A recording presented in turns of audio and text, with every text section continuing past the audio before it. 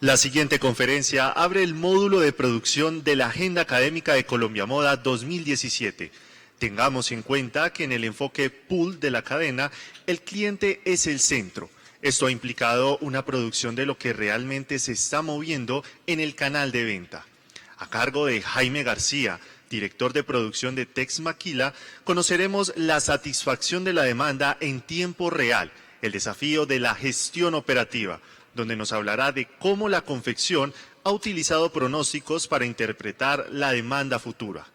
Jaime es tecnólogo industrial, ingeniero de productividad y calidad, magíster en administración de empresas de la Universidad EAFIT, con formación específica en mercadeo. Jaime, bienvenido al Pabellón del Conocimiento Inexmoda UPB. Buenos días. Primero que todo, darle gracias a Dios por permitirnos este espacio, a todo el equipo humano de Inexmoda por su compromiso, por crear conocimiento por nuestro sector, que se preocupan constantemente de que avancemos en diferentes metodologías que permitan que nuestras organizaciones avancen cada día más. Lógicamente, también darles las gracias por permitirme compartir este espacio con ustedes y a todos ustedes por interesarse en este tema. ¿Cómo vamos a enfrentar el tema el día de hoy?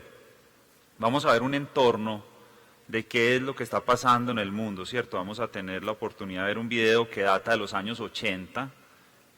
Ahí me van a tener que disculpar, pido disculpas por la calidad del video. Es un video del año 1982, lógicamente lo tuve la primera vez que tuve acceso a él en formato VHS, entonces lógicamente pasarlo de un formato a otro, los años, entonces vamos a encontrar que la calidad del video no es la más adecuada. Aparte de eso, hice una edición casera, porque lógicamente el video es de una planta que opera en China desde esa época, totalmente automatizada, ¿cierto? 0 personas dentro del proceso productivo, fabricando la mayor cantidad de minutos y con operaciones complejas. Entonces vamos a ver ese video, vamos a ver cuál es nuestro entorno actual en la ciudad de Medellín. Después de ver esto, cuáles son los tipos de organizaciones en las cuales nos estamos desempeñando nosotros, las 3 características principales, y ahí cierro lo que es entorno. Posteriormente paso a lo que es una idea. En la idea vamos a ver que desde diferentes frentes nos están comunicando exactamente lo mismo. Vamos a ver unas teorías como la teoría de valor compartido de Michael Porter y Mark Kramer, unos artículos que han circulado como There is no place like home, en el cual nos están diciendo exactamente lo mismo pero desde otro punto de vista. Y finalmente otra metodología como la de Demand Driven, que es la que nos convoca también en este momento. Entonces, diferentes metodologías que son complementarias y que nos están apuntando exactamente a lo mismo y nos vienen diciendo desde hace muchos años, hey, pilas con esto, miren esto.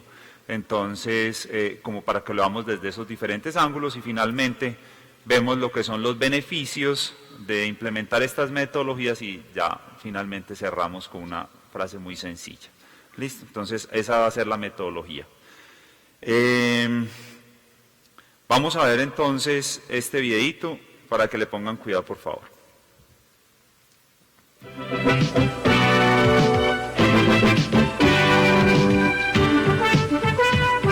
The three-dimensional sewing machine attaches the sleeves to the body.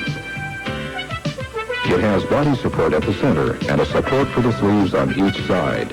The sleeves are transferred from the sleeve support to the body support.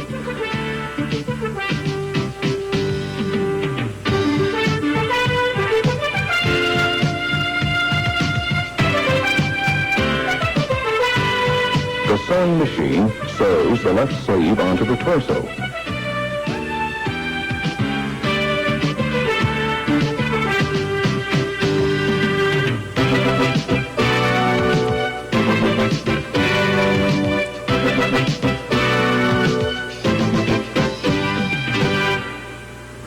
Then the right sleeve is attached.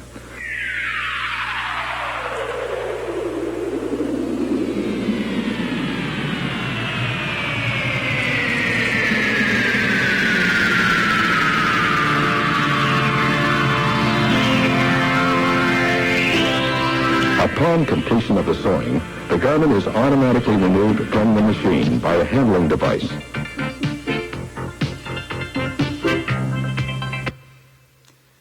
Bueno,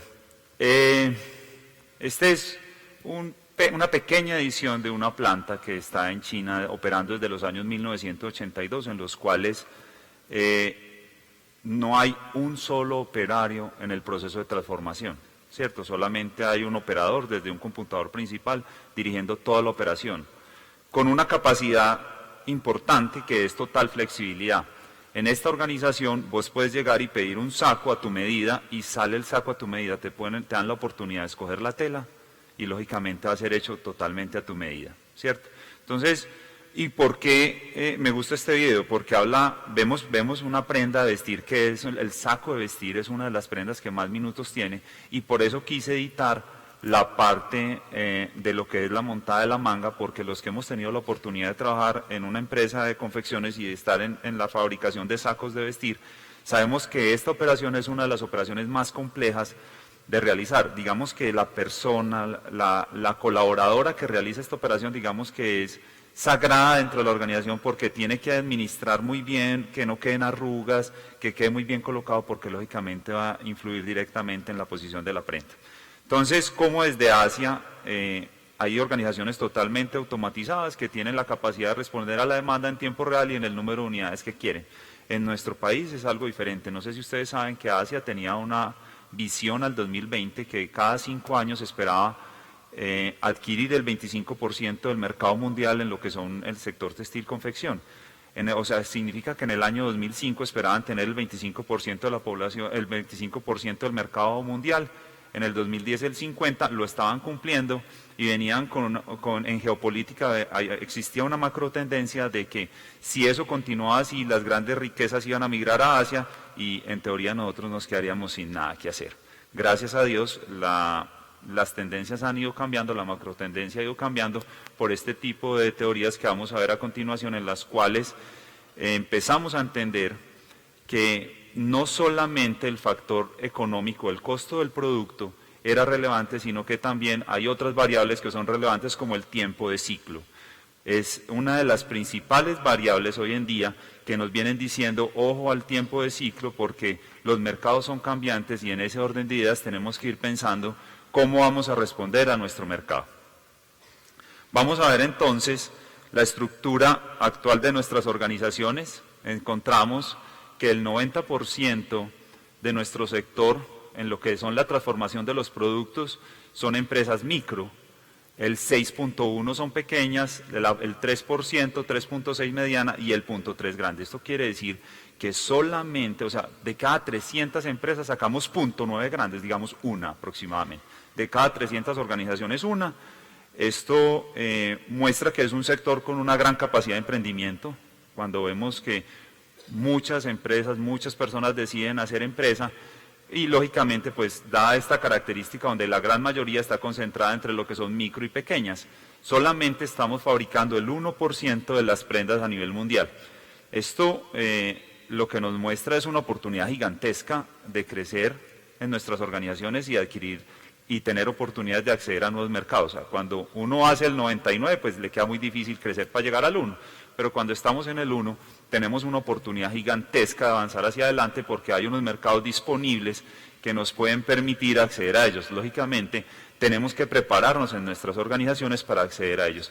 Parte de prepararnos es entender en qué entorno estamos, ¿cierto? O sea, si yo soy una marca, entender que muchos de mis proveedores están dentro de estas categorías y lógicamente tengo que pensar ¿cómo voy a hacer para que mis proveedores trasciendan? Entonces tenemos que empezar a comunicarnos los unos con los otros porque tenemos que entender que no estamos solos, ¿cierto? O sea, a nadie, a ninguna marca le sirve un proveedor quebrado y por eso es importante que empecemos a comunicarnos y a crear alianzas estratégicas en este sentido. Continúo aquí con las diferentes categorías empresariales, ¿cierto?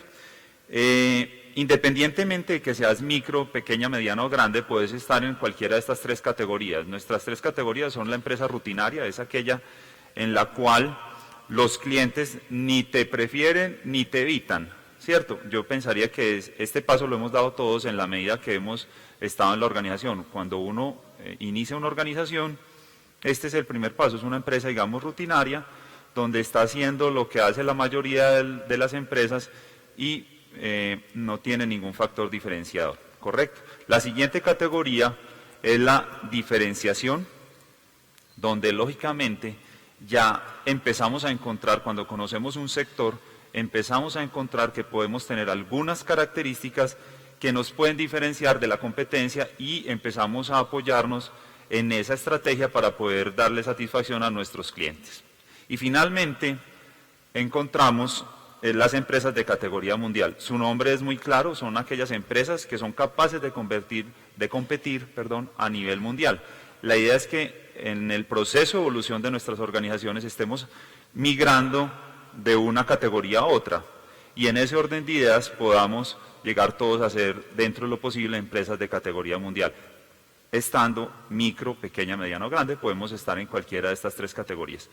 Aparte de eso, hay que entender que la estrategia organizacional tiene un soporte fundamental y es la estrategia operativa, porque esto es lo que nos convoca. ¿Cómo desde la operación puedo darle satisfacción a mi demanda en tiempo real? Entonces, independientemente de la estrategia, porque básicamente encontramos tres estrategias, esas estrategias tienen un soporte desde la operación, ¿cierto? Si yo elijo una estrategia, la primera estrategia es la de menor costo, pues tengo que tener una capacidad operativa que me permita satisfacer esa promesa de valor, ¿cierto?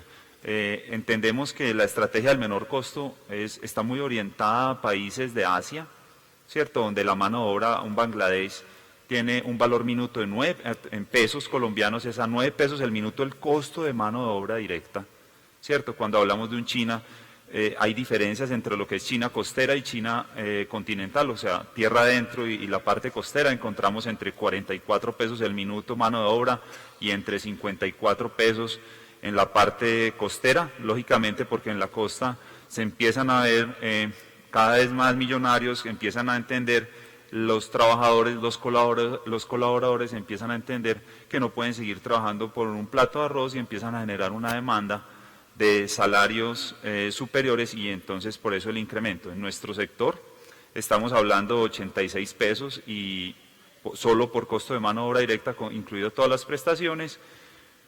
Y lógicamente, por factores de eficiencia, pues cada uno tendrá un costo de mano de obra diferente en las organizaciones desde su operación, porque en la medida que seas más o menos eficiente, pues tu costo puede estar variando. Podría estar, si sos del 100%, lógicamente vas a estar en 87, 86 pesos, pero si en la medida que vas descendiendo en tu escala de rendimiento, podrías estar en 107, 109, 110, 115, 120, solo por costo de mano de obra directa. Entonces, es muy claro que esa estrategia del menor costo está dada para los países asiáticos, porque si vos pensás, digamos que en un promedio que seamos del 80% con un costo de mano de obra de 110 pesos el minuto, pensemos en que 110 pesos el minuto solo por mano de obra en Colombia, estamos hablando de que una prenda de 10 minutos, pues estaríamos hablando de 1.100. Cuando estamos pensando en Bangladesh, esa misma prenda por la mano de obra estaríamos hablando de 90 pesos. Entonces, ahí encontramos una gran diferencia y no sé si, pues ese cuestionamiento me lo hago yo y los invito a que se lo hagan. No sé si ustedes se sienten capaces de competir con una diferencia en una escala tan grande, en el costo de la mano de obra, ¿cierto? Entonces, digamos que esa estrategia de menor costo está dada para los países asiáticos, donde se fabrican productos muy básicos con grandes volúmenes de producción, donde los márgenes de rentabilidad son muy chicos y lógicamente el volumen es el que genera el margen de rentabilidad. Entonces, esa es una de las estrategias. La otra estrategia lógicamente es la diferenciación, donde muchas empresas empiezan a encontrar que es la capacidad de crear valor agregado la que nos puede diferenciar. Aquí nosotros hemos tenido varios estudios, McKinsey nos lo ha dicho, o sea, Colombia es un país donde puede generar diferenciación en sus productos, crear valor agregado para poder competir a nivel mundial. Y finalmente la otra estrategia es la intimidad con el cliente, es una estrategia en la cual hay personalización masiva, o sea, conocemos también a nuestros consumidores, a nuestro nicho de mercado, que en ese orden de ideas tenemos la oportunidad de fabricarle productos totalmente hechos a medida. Entonces, eso es lo que vemos dentro de las categorías de nuestras organizaciones. Es importante que nos preguntemos en qué lugar estamos nosotros y qué estrategias vamos a utilizar para migrar de un lado a otro, entendiendo que la estrategia que tengamos, llámese menor costo, diferenciación o intimidad con el cliente, tiene un soporte definitivo que es desde la operación. Si yo voy a ser diferenciado, tengo que tener una operación diferenciada, ¿cierto? Y si voy a ser de categoría mundial, mi operación también tiene que haber evolucionado en orden de categoría mundial para poder competir a nivel mundial. Entonces, si no hay operación, no hay estrategia corporativa que valga, porque no tenemos cómo darle soporte, entonces se nos caería la promesa de valor. Ahora, ahí cierro la parte del entorno. ¿Cuál es la idea? Vamos a ver primero esta teoría. Esta es la teoría de Michael Porter y Mark Kramer, una teoría que desde el año 2011, ¿cierto? O sea, si se dan cuenta, ya llevamos 6 años que nos vienen diciendo lo mismo. Nos vienen diciendo, esto es lo que tiene que hacer cualquier industria, cualquier organización, si quiere salir adelante, debe empezar a pensar en esto. Lo primero que dice es, nosotros debemos repensar productos y mercados. Digamos que hay todavía mercados subatendidos en nuestro sector, encontramos mercados que no están siendo bien atendidos y hay empresas que han encontrado oportunidades ahí y lógicamente han sobresalido. Digamos, a mí como asesor me toca encontrarme organizaciones que pueden llevar el mismo tiempo de la nuestra. Nosotros llevamos 21 años en operación y encontramos muchas veces empresas que pueden llevar lo mismo y uno ve que no han logrado trascender tanto, es porque no han encontrado precisamente unos productos o unos mercados en los cuales puedan sobresalir. Entonces, en el mercado vemos diferentes canales. Yo me acuerdo, nosotros estamos aquí ubicados en el barrio Sagrado Corazón de Jesús, lo que llaman el mal llamado Barrio Triste. Un paréntesis ahí chico. Barrio Triste era la finca de un francés de apellido Triste, ¿cierto? Entonces nosotros muy paisas, la finca del señor Triste, ¿cierto? Era la finca de un señor de apellido Triste, de un francés de apellido Triste. Y ahí nunca se me va a olvidar que más o menos hace 2 años, en un edificio de la esquina, en 2 pisos, estaba una empresa de venta por catálogo que en ese entonces tenía más o menos 40 empleados. Hoy en día es una de las 2 más grandes empresas de Colombia que está vendiendo más o menos 670 mil millones de pesos al año en venta por catálogo. ¿Encontró qué? Un mercado, un canal diferente. Entonces, en ese orden de ideas, es una de las oportunidades aquí. Entonces, o repensamos productos o repensamos mercados. Ya hoy en día vemos la omnicanalidad como una de las estrategias fuertes de las organizaciones. Segundo, crear alianzas estratégicas. Hay de 2 tipos, las verticales y las horizontales. Las verticales las encontramos hacia arriba, cuando pensamos en nuestros proveedores, llámese de materias primas, ¿cierto? Entonces, ¿cómo nos podemos integrar a ellos? ¿Cómo nos comunicamos y cómo entendemos en qué medida necesitamos nuestras materias primas, ¿cierto? Y hacia abajo con nuestros distribuidores, ¿cierto? Cada cuánto lo va a entregar, cómo debe ser la distribución. Y horizontalmente con la competencia, eso se llama competencia. Nosotros actualmente trabajamos con la competencia, ¿cierto? Nos ayudamos los unos a los otros, miramos en qué orden de ideas podemos ser colaborativos y aportar al crecimiento de todos. Hace poco tuve la oportunidad de visitar algunas plantas en Japón y encuentra uno que estas alianzas estratégicas son fundamentales. Uno de los casos que voy a contar 3 casos muy chicos aquí, pero que son impactantes. Kawasaki Town es un centro en la ciudad de Kawasaki, en la cual en los años 80 eran un foco de contaminación gigante, ¿cierto? Nos mostraban las fotos y yo ahí mismo me acordaba de la emergencia que habíamos tenido hace poco ambiental y uno decía, hombre, ¿qué está pasando, cierto? Entonces esta gente dice que lograron bajar todos los indicadores y nos muestran las fotos de hoy en día donde son empresas 0 contaminantes. Entonces realiza uno la primera pregunta, ¿cómo lo lograron? Y dicen, pues ellos lo ven como algo muy, muy sencillo, y realmente es muy sencillo, pero es el compromiso de todo y es crear alianzas estratégicas. Dicen, la respuesta fue, la población se quejó, pues así todo jocoso le dice a uno, vea, la población se quejó, el gobierno los escuchó y hablaron con los industriales y los industriales se comprometieron a mejorar, ¿cierto? Cómo se comunican los unos a los otros y entienden que hay que crear valor compartido para todos, ¿cierto? Otro ejemplo sencillo es PET Refine, es la recicladora del PET, de las botellas plásticas como las que nosotros vemos del agua, y me impactó algo. En todos los vending machines, hay en todas las esquinas, ¿cierto? O sea, eso es impresionante, en los barrios, dentro del centro, por todos los lados vos encontrás, y todos los envases son transparentes, ¿cierto? Aquí nosotros encontramos verdes, cafés, rosados, blancos, lógicamente, y entonces preguntamos, venga, ¿por qué todos se los encuentra blancos, con la marca, el plástico del exterior microperforado para que el arranque sea fácil? Encuentra una cantidad de cosas y uno les dice, venga, ¿por qué esto? Dice, no, también lo cuentan como algo muy sencillo.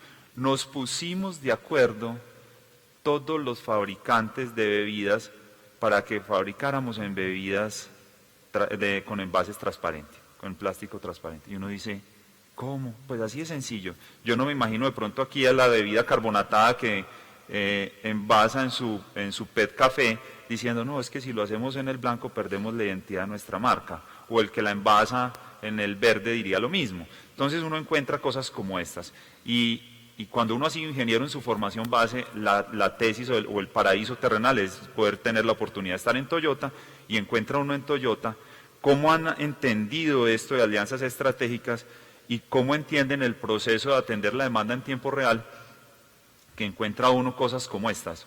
¿Cuál es el inventario de materias primas para la planta? Los proveedores de fuera de Japón, un día. El inventario de materias primas para fabricar vehículos, un día. Y de los que están interna en Japón, 2 horas. 2 horas. O sea, ¿cómo será la comunicación y cómo será esa alianza estratégica y cómo será la interacción entre los proveedores de Toyota y Toyota que logran crear metodologías que se abastecen cada 2 horas? Y lo mejor, estábamos ahí en la planta, entonces estábamos en la planta y estaban ensamblando un camionino. Llegó el troque llega aéreo, lo giran, el chasis, le montan los troques traseros, troque delantero, montan periféricos de chasis, hacen toda la parte de línea de frenos, montan llantas, motor de 2 toneladas, sistema de refrigeración, lubricación, toda la parte de cabina, conectan todo, hacen lista de chequeo, tiempo de ciclo, 6.9 minutos. O sea, me tocó verlo y me tocó verlo salir y prendió y arrancó el carro, ¿cierto? Si nosotros miramos nuestros ciclos, o sea, no sé si de pronto tengan la oportunidad de mirarlo, pero en nuestro caso, cuando hace 27 años que nosotros arrancamos, la empresa se llamaba Industrias Astro, era una de las principales organizaciones que fabricaba jeans aquí en la ciudad de Medellín, fabricábamos 1000 unidades día. En ese entonces me acuerdo que se generaban unas órdenes de producción, la orden de producción contenía todas las especificaciones del cliente y teníamos una tabla que era como la Biblia y tenía una cantidad N de hojas, y la velocidad de respuesta en nuestro tiempo de ciclo era 2 meses. O sea que si hoy nos entregabas un producto, podíamos tranquilamente entregártelo dentro de 2 meses. Y eso era lo que se usaba. Hoy en día estamos hablando de horas, ¿cierto? Nosotros estamos hablando de 8 horas. ¿Qué nos pasó? En diciembre tuvimos una bonita experiencia con un cliente. Llega y nos dice, nosotros salíamos a vacaciones el 19 y me llamó una semana antes, más o menos el 12, y me dice, Jaime, tenemos un problema, nos quedamos sin jeans en las tiendas. Resulta que tenían una aceptación muy grande de sus jeans y se quedaron sin jeans, me dice, faltando una semana. Entonces, ¿qué nos pasa en ese momento? Si nosotros no tuviéramos, ahí hay 2 cosas, si esta organización estuviera haciendo su operación afuera con un lead time de 3 meses, creo que no hubiera podido hacer absolutamente nada. Pero como lo hacía en casa, simplemente le dije, déjame un minuto, yo miro qué telas hay de los pantalones que te hemos hecho, miramos el molde, miramos qué tenemos y miramos qué podemos hacer. Eso fue el viernes en la mañana. El viernes en la tarde, ahí mismo me fui para donde él, le dije, esto es lo que puedo hacer por ustedes, habíamos hecho 7.000 jeans, teníamos tela para hacer 7.000 blue jeans, compramos la tela el viernes, el sábado lo pusieron el corte cortó sábado y domingo y arrancamos en confección. Nosotros tenemos 3 módulos de confección, tenemos 2, hacemos más o menos 2.000 unidades día y entramos la talla 28 y la 30 en uno, la 32 en el otro, 34, 36 en el otro. El lunes a las 2:30 de la tarde estábamos entregando más o menos 1.800 unidades para lavandería y entregamos el miércoles, jueves estábamos entregando en punto de venta, ni siquiera entramos a bodega. ¿Eso gracias a qué? A que tenemos una operación sincronizada para poder satisfacer una demanda en tiempo real. La mejor noticia, el cliente feliz me decía, acabamos de pasar de vender 90 millones de pesos diarios en nuestras tiendas a pasar a vender 120 millones de pesos diarios. ¿Valdrá la pena tener rápida respuesta para nuestros clientes? Yo diría toda. Entonces, esos son algunos ejemplos. Y crear valor a través de toda la cadena productiva es que todos los actores de la cadena, llámese bordador, estampador, fusionador, corte, confección, lavandería, insumos, todos ganen dinero al estar dentro de la cadena de producción. No podemos explotar a ninguno, a nadie le sirve un proveedor quebrado. Necesitamos que todos sean viables y sean rentables para que nuestro proceso y nuestra organización pueda seguir avanzando. ¿Cómo funciona? Yo a esto lo llamo la caja negra. Si nosotros miramos, todas las organizaciones tienen lo mismo, unas entradas de materias primas, la caja negra y unas salidas de productos terminados o servicios. ¿Qué es la caja negra? ¿Y por qué lo llamo la caja negra? Porque vos no la ves, ¿cierto? O sea, si vos tenés una empresa de punto y otra persona la tiene y hacen camisetas, ¿cuántas personas tiene? Digamos que sacan las mismas unidades, ¿cuántas personas tiene? ¿Qué tecnología tiene? ¿Cuál es la cultura de trabajo? ¿Cierto? ¿Qué están pensando en el sistema de producción? Eso es una caja negra, nadie lo ve. Entonces aquí quiero hacer una reflexión sobre la caja negra. Independientemente, nosotros podemos encontrarnos esta caja negra, ¿cierto? El Nokia 1100 nos servía para jugar culebrita, mensaje de texto y llamada telefónica, ¿correcto? O puedo tener simplemente un smartphone. Entonces, aquí quiero dejar un mensaje claro. Si yo quiero rodar metodologías modernas, tengo que pensar en los sistemas de producción modernos, porque si no tengo el hardware, ¿cómo va a poder rodar el software? Hay que tener el hardware para rodar el software. En ese orden de ideas, si yo quiero rodar una app, ¿cierto? Tengo que tener un smartphone. Si no tengo un smartphone, no puedo rodar una app, ¿cierto? Me tengo que conformar con un mensaje de texto y ahí paró. Entonces, si tengo sistemas tradicionales, sistemas anteriores, ¿cómo voy a poder obtener rápida respuesta? Yo diría, hay que replantearnos y por eso hay que tener en cuenta que nos tenemos que cuestionar un poquito sobre el sistema de producción que estamos generando. Aquí, ahí lo pongo en lo siguiente, tenemos el de materias primas, nuestro proveedor de materias primas también tiene una caja negra, recibe unas materias primas, hace unos procesos de transformación y me entrega la materia prima.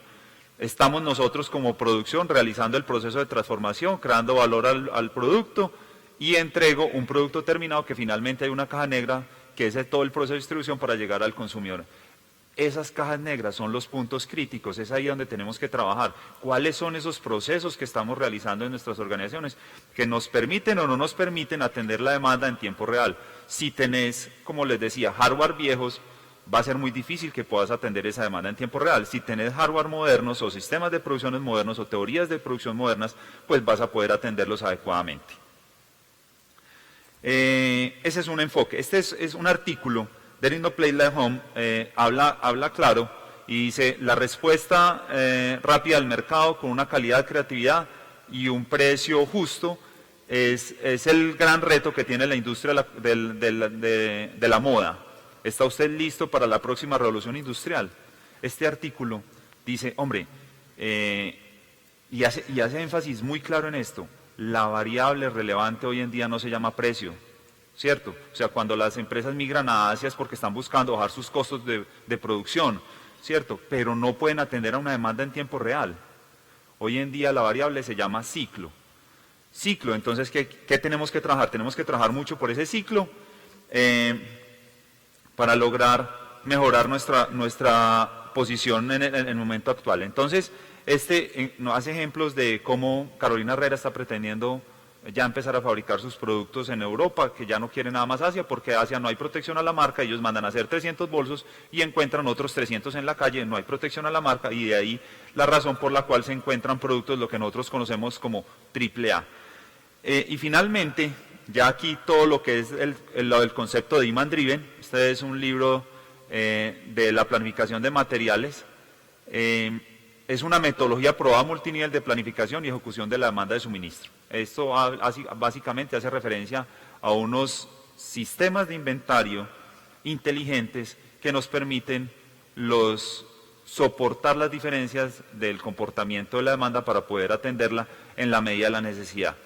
De este tema lo vamos a ver aquí en la charla que sigue con Juan, precisamente el caso de lo que es Artextic, donde han logrado crear alianzas estratégicas e empezar a implementar este tipo de metodologías para poder encontrar valor agregado para todos, mejorar los ciclos, disminuir el costo de los inventarios y lógicamente entender algunos beneficios como estos. Aquí voy a mostrar unos beneficios ya, 3 diapositivas muy rápido y cierro.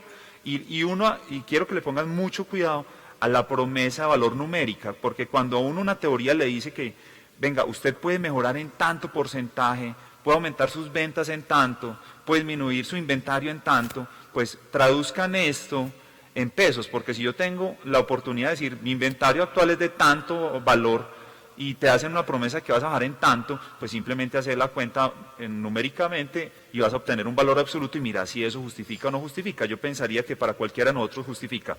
Una es crear la confianza y trabajo en equipo en toda la cadena productiva. Creo que eso lo tenemos que hacer, un ejercicio que hay que hacer. Alinear el modelo operativo con todos los requerimientos del potencial del mercado. Hay que estar de acuerdo, nosotros somos un mercado cíclico y la única forma de alinearnos es con metodologías de este tipo. Eliminar toda la variabilidad introducida por los pronósticos. ¿Qué es un pronóstico ingenierilmente, o más bien hablámoslo en paisa? Un pronóstico es con comportamientos pasados, tratar de predecir el comportamiento futuro. Y digo yo, y ponerse a rezar para lo que usted dijo, que se iba a vender, se venda. ¿Cierto? Para mí eso es un pronóstico. Y muchas de nuestras organizaciones todavía están trabajando bajo pronósticos, que es un error y lógicamente con su correspondiente efecto látigo, que es, en la medida que haya una variación, todo el mundo empieza a subestimar o empieza a crear demanda extra y nos quedamos con inventarios de productos terminados sin necesidad. Y crear un programa de producción factible y ejecutable. Otro beneficio, la visibilidad y la alineación de las prioridades para promover un flujo a través de la organización. Muchas veces en la organización, ¿qué va primero, qué va después? ¿Cierto? O sea, ¿cómo garantizamos el flujo de las operaciones? Tener toda la parte de indicadores y métricas a nivel táctico. Incrementar los niveles de ventas en el 20%, o sea, cuando nosotros, si miran lo que le pasó a nuestro cliente, que pasó a vender de 90 millones diarios a pasar 120, pues uno dice, hombre, aquí nos dice hasta el 20%, eso se cumple totalmente, o sea, podemos dar fe de que eso es algo real. Incrementos en la disponibilidad hasta niveles del 100% y en casi todos los casos superiores al 99%. No sé si han escuchado, hay mucho de lo que no vendemos y lo que vendemos no tenemos nada. En este caso empezamos a cambiar ese concepto, ¿cierto? Si ustedes miran, ya las empresas que están fabricando bajo metodologías de pronósticos, entre el 40% de sus productos están yendo a los outlets. Las empresas que están fabricando bajo metodologías como estas de Demand Driven, abastecer la demanda en tiempo real, encontramos que máximo el 6% de sus productos se venden en descuento. Hay una diferencia importante y grande para nosotros poder mejorar. Y ya finalmente, disminuir el inventario en el 60%, ¿cierto? O sea, si tenés 100 millones de inventario, estaríamos hablando que te ahorrarías 60 millones, que harías con 40 en el inventario. O sea, es una cifra bastante importante. Los incrementos en la velocidad de respuesta en el mercado hasta en un 80%, o sea, si esto se está vendiendo, eso es lo que tenemos que fabricar. Ese concepto de que tenemos que fabricar con curvas y todo eso, hay que replantearnos. Hombre, si se está vendiendo más de la talla 30, hay que hacer más de la 30, menos de las otras, ¿cierto? Nosotros bajo pronósticos, ¿qué hacemos? Una curva y con la curva fabricamos. Y disminuciones radicales en las urgencias de tensiones laborales y, lógicamente, el bienestar de las personas que trabajan en nuestras organizaciones. Yo diría, este es un trabajo que tenemos que hacer todos muy juiciosos para lograr beneficios para toda la cadena productiva y, lógicamente, atender la demanda en tiempo real para nuestros consumidores. Ya de cierre, una frase que tiene que quedar muy clara de Michael Porter: la competencia no se da de empresa a empresa, sino más bien de cadena de abastecimiento en cadena de abastecimiento, o sea, la cadena de suministros. Hay que entender que somos parte de una cadena, que como actores de esa cadena tenemos que participar y colaborar los unos a los otros y entender que en la medida que nosotros nos comuniquemos y trabajemos en equipo, vamos a lograr que todos estemos un poquito mejor. Espero les haya gustado la charla, muchas gracias por su asistencia, les deseo un feliz día. Gracias, Jaime, por dar un giro de 180 grados donde podemos crear valor para todos los actores de la cadena.